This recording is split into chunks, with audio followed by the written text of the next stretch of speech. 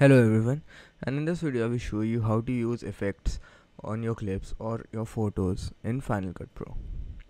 So first click on this window over here and then select the effect that you want to use in your clip.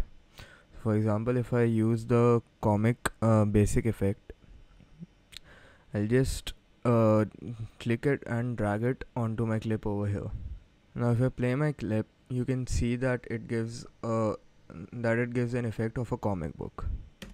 I can adjust the setting of the effect from over here. So I can adjust the smoothness. I can increase it or decrease it. I can change the ink edges, increase or decrease the ink smoothness. I can change the ink fill, and so on and so forth. And these settings are different for each effect. So that is how you use effects on your clips or your photos in Final Cut Pro. Thank you.